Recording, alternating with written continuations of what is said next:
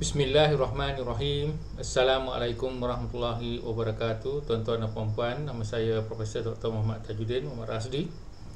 Dan pada video kali ini saya ingin bincangkanlah tentang isu berkenaan dengan nak ada UPSR ke, patut ada ke, patut tak ada ke dan sebagainya daripada Kementerian Pendidikan. Jadi kita tahu bahawa amalan UPSR atau peperiksaan UPSR ni telah pun diberhentikan. Tapi nampaknya macam ramai di antara ibu bapa yang masih lagi tak suka ataupun tak setuju dengan perkara ini. Jadi dalam video ini saya ingin mengupas kenapa agaknya perkara ini berlaku, iaitu kenapa tidak bersetuju tentang ketiadaan UPSR ini. Jadi kalau kita lihat daripada media, kita nampak bahawa dua alasan yang diberikan oleh kebanyakan ibu bapa ini adalah, yang pertama, macam mana dia nak tahu prestasi anak dia. Anak dia tu bagus ke tak bagus ke, bagi dia itu penting, dan saya pun setuju. Dan yang keduanya pula adalah soalan siapa yang patut dimasukkan ke sekolah asrama penuh. Jadi nampaknya ada dua perkara yang memang membimbangkan kesemua ibu bapa. Baik, saya akan mengulas kedua-dua perkara ini satu persatu. Yang pertama tentang prestasi UPSR kepada anak-anak kita. Baik, apa maksud prestasi? Prestasi ini adalah daripada anak kita tak tahu sesuatu, dia pun akan tahu. Tahap mana dia tahu, tahap baik ke, tahap tak baik ke dan sebagainya. Selalunya ibu bapa dia kenal dari sudut nombor dengan markah. Jadi kalau anak dia dapat nombor 1, dia tahulah bagus anak dia tu. Kalau dapat nombor 46 tu tak baguslah. Jadi kalau kita tengok mata pelajaran pula, kalau dapat 100 tu bagus, 95 okey. Kalau dapat 54 tu tak seronoklah. Jadi di sini kita lihat bahawa prestasi itu diukur dari sudut nombor dan juga kedudukan, iaitu secara perbandingan. Saya tidak menafikan bahawa ini adalah satu cara untuk menunjukkan prestasi, tetapi saya nak bagi tahu tuan-tuan dan puan-puan, kalau di luar negeri, kalau saya dulu belajar di United Kingdom, di Scotland, anak saya dua-dua orang pergi ke sekolah rendah di sana selama 3 tahun. Tiap-tiap kali bila ada perjumpaan antara ibu bapa dan guru, ditunjukkan prestasi anak kita. Dan masa awal-awal dulu, saya pun bertanyalah soalan. Saya kata, anak saya ni dapat nombor berapa? Tuan-tuan tahu apa yang dijawab oleh cikgu? Oh, kami tak ada banding-banding, Encik Tajuddin. Masa tu belum doktor lagi lah. Jadi dia kata, kami akan menunjukkan tuan bagaimana keadaan anak tuan satu persatu dari sudut bukan saja dari sudut subjek dia, tetapi dari sudut sosial dia macam mana, dari sudut kreativiti dia bagaimana. Jadi satu persatu. Jadi saya pun masih lagi tak puas hati. Saya kata saya nak tahu jugalah kedudukan anak saya dalam kelas ni macam mana. Dia ni average ke, below average ke? Dia tak jawab juga. Dia kata tak perlu risau tentang perkara tu. Kita tengok tahap dia begini, jadi ada yang kita perlu pertingkatkan dan ada yang kita kata nampak macam agak cemerlang dan sebagainya. Jadi saya pun heran.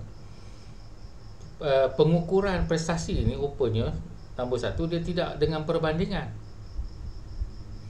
Setiap anak-anak dilihat dari sudut keupayaan dan kebolehan masing-masing secara individu. Jadi di sinilah yang kita nak kena belajar sikitlah daripada sistem orang lain. Macam saya sendiri pun, saya tengok anak saya ni boleh membaca tak? Dia boleh mengira tak? Dan kalau membaca tu, dia suka tak baca buku cerita. Jadi saya pun ada ukuran prestasi saya sendiri. Dia ada kawan tak?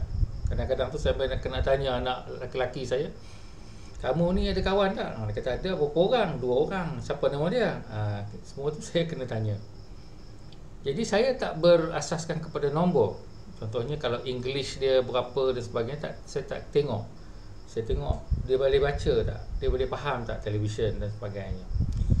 Jadi tuan-tuan dan puan-puan, maju ke depan di dalam negara ini, kita nak kena buanglah beberapa perkara yang saya sendiri sebagai pendidik tak setuju, iaitu prestasi dari sudut ukuran perbandingan.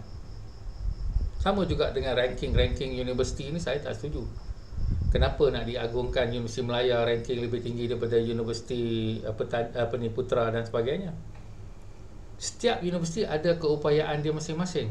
Ada dia punya orang macam saya ni, kalaulah dianggap orang yang hebat dan bagus, yang kita kata menyumbang kepada masyarakat, tempat lain tak ada. Jadi mungkin kita tengok tempat lain pula ada orang yang lain yang boleh buat banyak perkara yang saya sendiri tak boleh buat. Jadi apa gunanya kita berbanding-banding, dan apa gunanya kita nak mengukur sesuatu tu mengikut nombor-nombor, walaupun nombor tu adalah salah satu ukuran saja. Bukan kata tak ada markah, contohnya daripada 10 soalan dia dapat jawab 8 soalan ke 7 soalan, semua tu ada dalam laporan dekat luar negeri tu. Tetapi guru-guru tidak hanya bersandarkan kepada nombor. Jadi itu satu dari sudut prestasi. Kita kena ubah. Baik, perkara kedua yang lebih serius sekali tentang isu UPSR ni tuan-tuan, yang saya tahu adalah tentang siapa yang boleh pergi asrama penuh.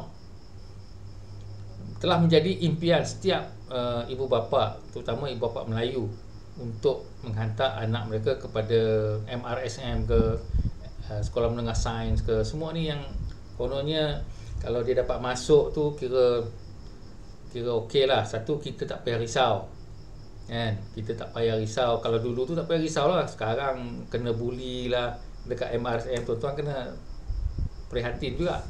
Dekat sekolah asrama banyak kena bully ni. Saya cukup tak suka dan tak setuju tentang isu bully ni. Tapi tak apalah, yang menjadi impian adalah anak-anak masuk sekolah asrama.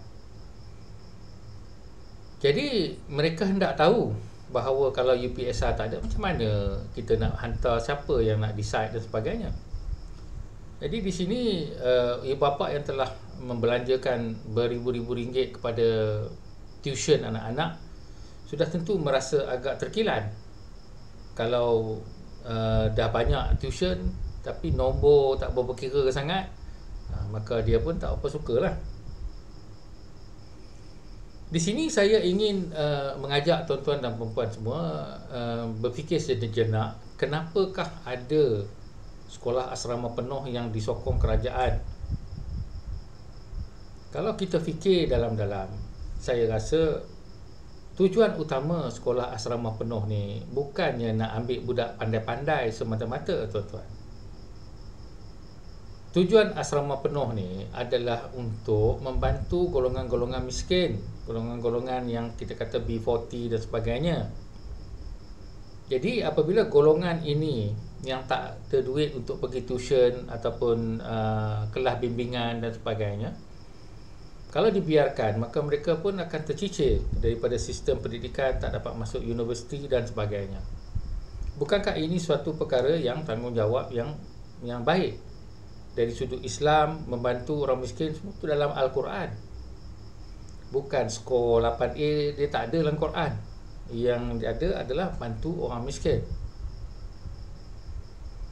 Jadi kalau kita berupaya, anak-anak kita dah hantar tuition, dia pun dah bagus dan sebagainya, alhamdulillah, saya sendiri pun tak pernah pergi sekolah asrama, dapat juga belajar universiti, pergi luar negeri, dapat jadi pensyarah, profesor, alhamdulillah.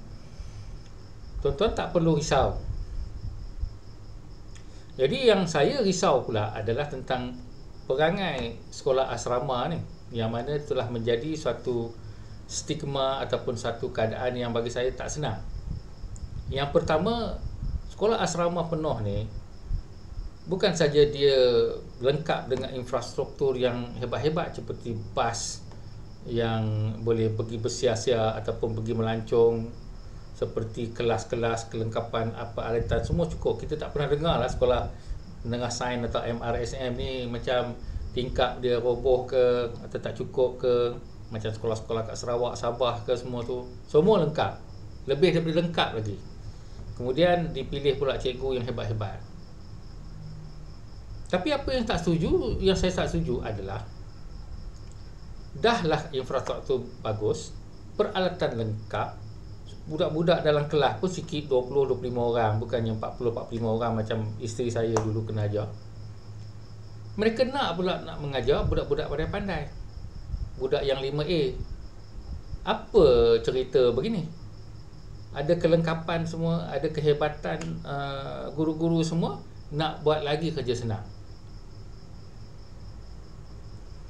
Sudah tentu bagi saya ini adalah satu perkara yang terpesong dan tidak ada berkatnya kepada kita semua. Dan akhir sekali kita tengok anak-anak yang masuk ke dalam sekolah asrama ni semua daripada anak-anak golongan pertengahan dan golongan pertengahan atas. Sebab apa tuan-tuan? Sebab mereka ini dahlah terpandai.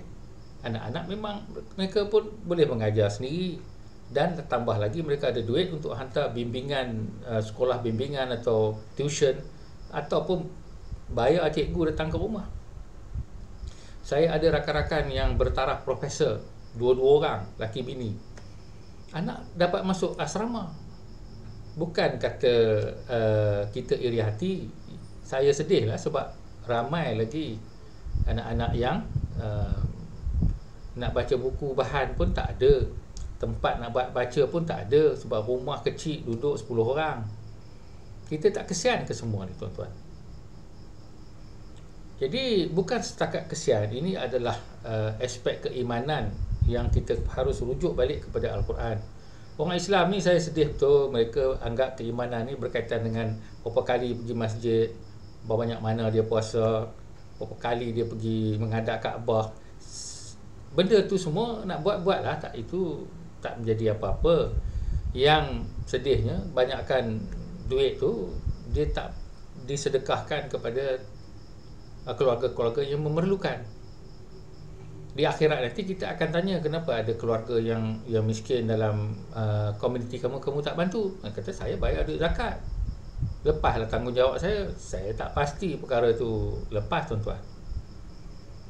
Sebab kemiskinan ni adalah tanggungjawab individu, bukan tanggungjawab kerajaan ke, tanggungjawab jabatan agama ke, semua tanggungjawab kita. Jadi bagaimanakah sebelum kita mati kita nak membantu anak-anak Muslim dan juga anak-anak bukan Muslim? Apa salahnya kita bantu anak-anak bukan Muslim? Bukan sebab kita nak suruh dia jadi Islam. Itu niat ikhlas kita sebagai manusia. Nabi pun selalu kata, kalau kamu tu kenyang perut, jiran tu lapar, tak betul lah iman kamu. Dia tak cakap lah jiran tu orang Islam ke bukan orang Islam ke dan sebagainya.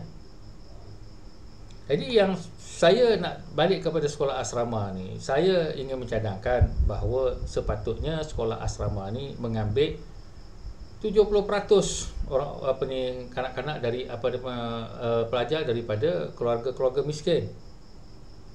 Walaupun mereka skor 4B atau 5B, tak apalah. Yang ni yang kita perlu bimbing.